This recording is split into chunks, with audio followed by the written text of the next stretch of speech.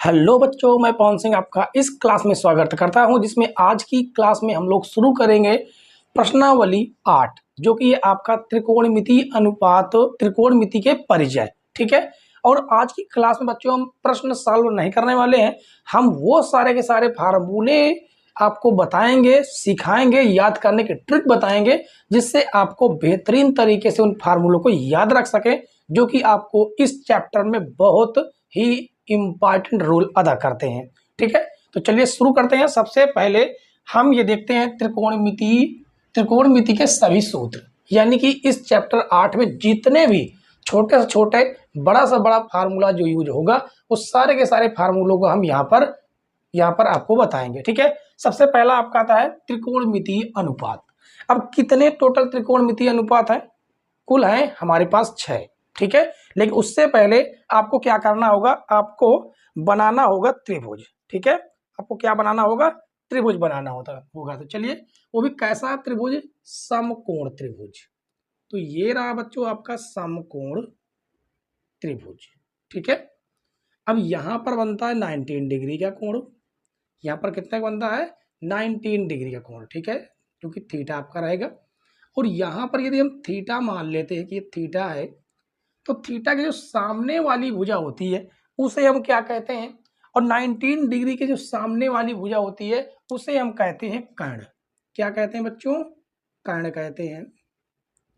Theta के सामने वाली जो भुजा होती है उसे हम लंब कहते हैं। और बची हुई तीसरी भुजा अपने आप क्या बन जाती है? आधार। ठीक है, अब इसके बाद हम जानेंगे त्रिकोणमितीय अनुपात, जो कि पहला हो जाता है आपका साइन थीटा। साइन थीटा, ठीक है। दूसरा हो जाता है आपका कास थीटा, और तीसरा है आपका टैन थीटा। तो पहले हम इन तीन को जानेंगे, साइन थीटा, कास थीटा और टैन थीटा। इसकी याद करने का ट्रिक क्या है? इसकी याद करने की ट्रिक ये है कि आप इसे लाल बटे कक्का के नाम से याद रख सकते हैं इस ट्रिक से। ठीक है, यानी कि पहले एल, नीचे क्या है? के है, यानी कि लंब। साइन थीटा वाला रहेगा लंब बाई कर्ण। दूसरा बढ़िए, इस प्रकार से बढ़ना है, इस प्रकार से ए अपान के, यानी कि कास का हो जाएगा आधार डिवाइडेड बाई कर्ण। इसके बाद एल अपान ए मतलब लंब बटे आधार। टैन थीटा का हो जाएगा लंब बटे आधार। ठीक है, अब आगे देखिए, आगे समझिए। साइन थीटा जो व्युत्क्रम होता है वो होता है कासेक थीटा। कौन होता है? कासेक थीटा। इसी प्रकार से कास थीटा का जो व्युत्क्रम होता है वो होता है सेक थीटा। और टैन थीटा का जो व्युत्क्रम होता है वो होता है काट थीटा। अब ये तीनों के व्युत्क्रम है, तो इनका जो मान होगा वो भी व्युत्क्रम होगा। यानी कि साइन का थीटा का जो फार्मूला है वो है लंब बटे कर्ण, तो कासेक का हो जाएगा कर्ण बटे लंब। कर्ण बटे लंब। इसी प्रकार से कास थीटा जो आधार बटे कर्ण, तो वो हो जाएगा आपका कर्ण बटे आधार। कर्ण बटे आधार। और टैन थीटा जो लंब बटे आधार, तो वो हो जाएगा आधार बटे लंब। आधार बटे लंब। ठीक है, तो ये तो हो गया बच्चा आपका त्रिकोणमितीय अनुपात। ठीक है, अब इसके बाद जो है ना, हम और क्या जानने वाले हैं? त्रिकोणमितीय अनुपात के व्युत्क्रम। तो यहाँ पर हेडिंग डालेंगे त्रिकोणमितीय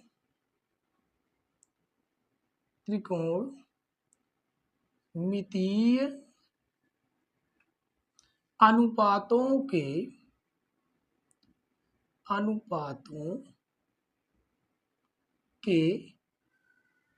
व्युत्क्रम। व्युत्क्रम मतलब उल्टा। ठीक है, तो यहां पर जाइए, देखिए, जैसे हमने लिखा साइन थीटा, क्या लिखा? साइन थीटा, कास थीटा और टैन थीटा। तो साइन थीटा को हम लिख सकते हैं 1 बटे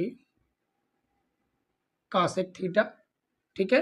और कास थीटा को हम लिख सकते हैं 1/सेक थीटा, और टैन थीटा को लिखेंगे 1/काट थीटा। तो इसी प्रकार से आपका साइन का जो व्युत्क्रम है कासेक, उस कासेक थीटा को आप क्या लिख सकते हैं, कासेक थीटा को लिख सकते हैं 1/साइन थीटा। इसी प्रकार कास थीटा के व्युत्क्रम 1/सेक लिखा हुआ है, तो आप इस सेक थीटा को लिख सकते हैं 1/कास थीटा। और टैन थीटा का व्युत्क्रम जो कि होता है काट थीटा, काट थीटा को लिख सकते हैं 1/टैन थीटा। तो ये रहे बच्चों आपको त्रिकोणमितीय अनुपात, ठीक है। अब जो है हम क्या करेंगे, इसके बाद सर्वसम्मिकाएं जानेंगे, और मोस्ट इंपॉर्टेंट सर्वसम्मिकाएं बेहतरीन है, ठीक है। तो चलिए बच्चों हम लोग शुरू करते हैं, अब त्रिकोणमिति के सर्वसम्मिकाओं के बारे में चर्चा करेंगे। आइए बच्चों जानते हैं त्रिकोणमितीय सर्वसम्मिकाएं। देखिए सर्वसम्मिकाएं तो कई प्रकार की होती है, एक आपकी बीजगणित की सर्वसम्मिकाएं हो गई, एक आपकी अंकगणित की सर्वसम्मिकाएं हो गई, जबकि यहाँ पर हम क्या पढ़ रहे हैं, यहाँ पर पढ़ रहे हैं त्रिकोणमितीय सर्वसम्मिकाएं, ठीक है। आपकी मुख्य मात्र 3 सर्वसम्मिकाएं हैं। पहली है आपकी कौन सी, पहली है आपकी sine square theta plus cos square theta बराबर 1, ये तो है आपकी पहली। दूसरी है आपकी कौन सी, 1 प्लस टैन स्क्वायर थीटा बराबर sec square theta, sec square theta है, ठीक है।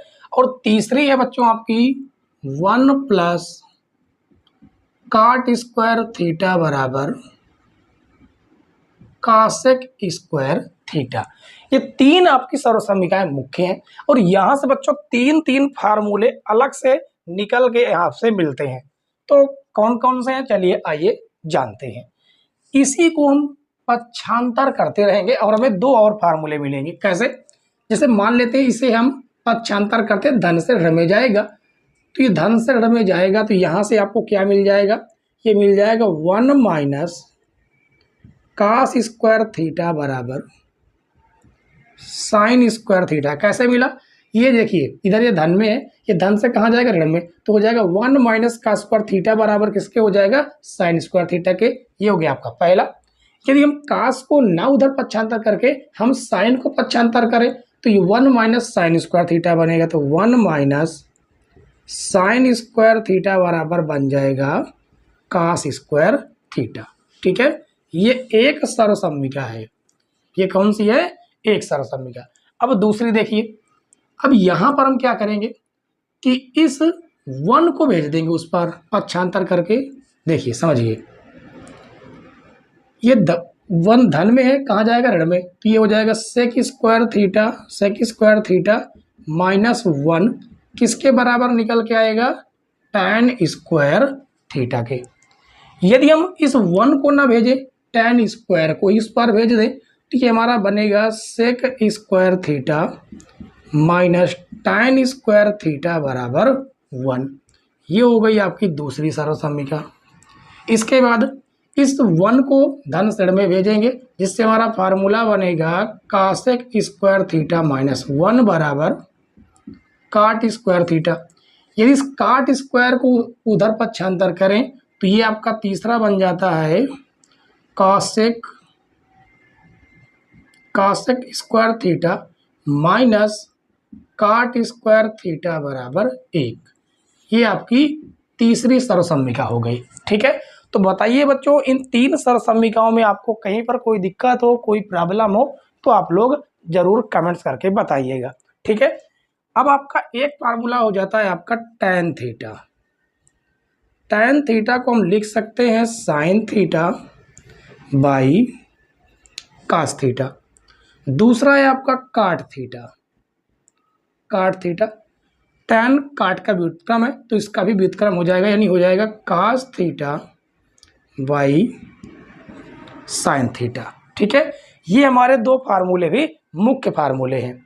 उम्मीद है बच्चों कि आपको फार्मूले पूरी तरह से समझ में आ रहे होंगे, ठीक है। इसके बाद हम त्रिकोणमितीय अनुपात की सारणी समझेंगे, ठीक है, और उसको जानेंगे कि हम किस प्रकार से उस सारणी को याद रखें जिससे आपको कभी भी भविष्य में वो भूले नहीं, ठीक है।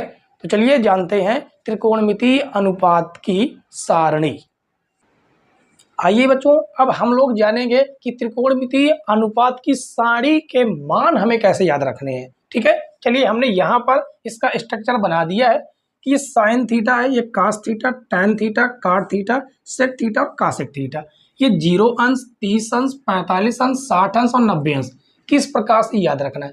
मात्र आपको एक लाइन कैसे करना होगा, केवल बना लेना है। किस प्रकार बनाना है, तो आपको किस प्रकार से याद रखना है, आप याद रखेंगे इस प्रकार से। देखिए, पहले शुरुआत होती है नंबर कहाँ से, 0 से, तो 0/4, 0/4, 1/4, 2/4, इस प्रकार से 3/4 और 4/4।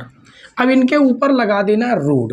इनके ऊपर आपको क्या लगा देना है, अंडर रूट लगा देना है। इस प्रकार से इन सभी के ऊपर मात्र रूट लगा देना है। ये तरीका तब आपको करना है जब आपको बिल्कुल कुछ भी ना याद हो। यदि पहली लाइन याद है तो कोई दिक्कत नहीं, आपको बनाने की कोई ज़रूरत नहीं है। यदि कुछ भी नहीं याद तब आपको ये करना है, ठीक है। चलिए, अब एक एक करके बारी बारी से इसका मान निकालेंगे। तो 0/4 है, अब 0 अंडर रूट है, अलग अलग करेंगे इसका रूट 4 इस प्रकार से। तो रूट 0 का मान तो 0 ही होता है और इसका हो जाएगा 2, और 0/0 किसके बराबर होता है, 0 के बराबर। यानी ये वाला जो आपका मान आएगा ये आ जाएगा कितना, ये आ जाएगा 0, ठीक है। ये कितना आ जाएगा, 0 आ जाएगा।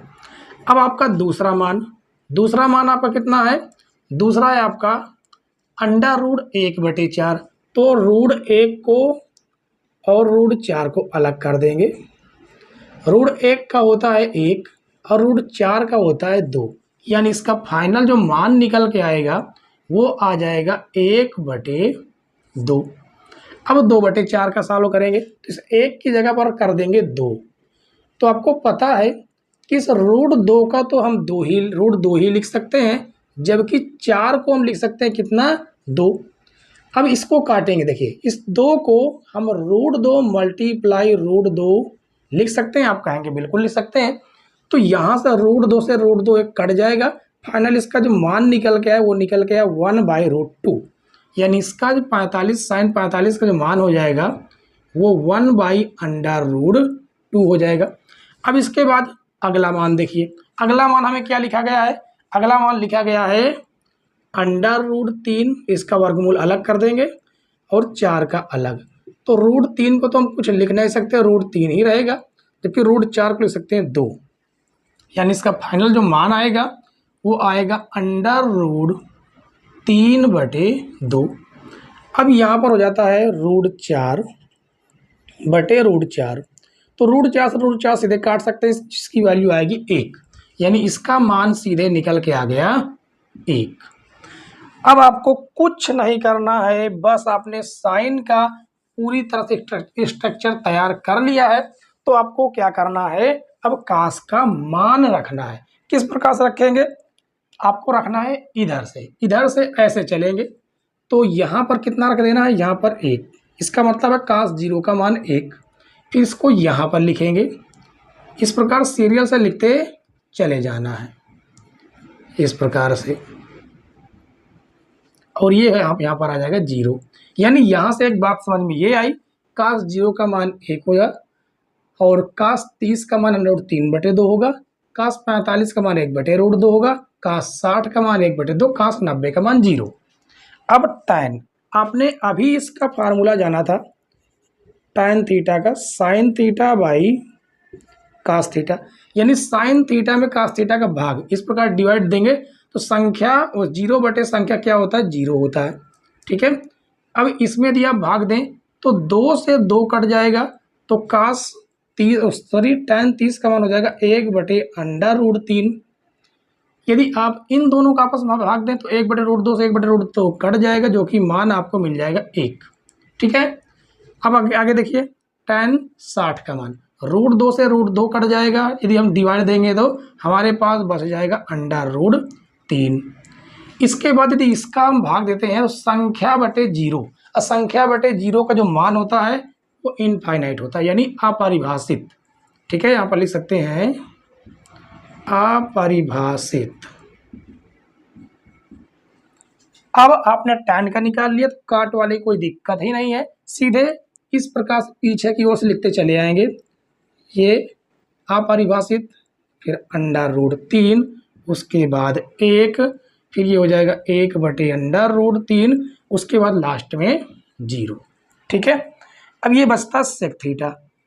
तो हमने आपको बताया था, क्या बताया था कि जो सेक थीटा है, सेक थीटा को लिख सकते हैं 1/cos थीटा, यानी कि इस cos थीटा का जो मान होगा वो सेक थीटा का जो मान होगा cos थीटा के व्युत्क्रम होंगे, यानी उल्टा होंगे। तो आपको पता है cos थीटा अब बटे में 1 तो रहता है, तो 1/1 का मतलब होता है 1। ठीक है, और उसके बाद इसका व्युत्क्रम कर देंगे तो हो जाएगा 2/√3। इसका व्युत्क्रम करेंगे √2/1, मतलब 1 ही रहता है, ये आ जाएगा 2। और यहाँ पर देखिए बटे में आपका क्या रहता है, 1 रहता है, तो 1/0 हो जाएगा, 1/0 का मान हो जाएगा इनफाइनाइट।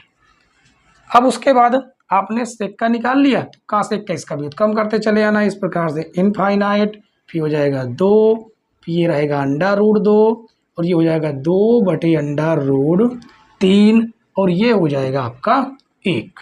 ठीक है, तो ये है बच्चों आपका त्रिकोणमितीय अनुपात की सारणी। ठीक है, इस प्रकार से आप इसको चाहें तो इसमें लाइनिंग खींच सकते हैं बहुत ही सरलता पूर्वक। ठीक है, इस प्रकार से ये इसमें बीच में भी इस प्रकार से खींच लीजिएगा ताकि आपको पूरा अलग अलग दिखाई दे। ठीक है, आपको अलग अलग दिखाई दे, आपको तनिक भी कंफ्यूजन ना हो कि कौन सा किसका मान है।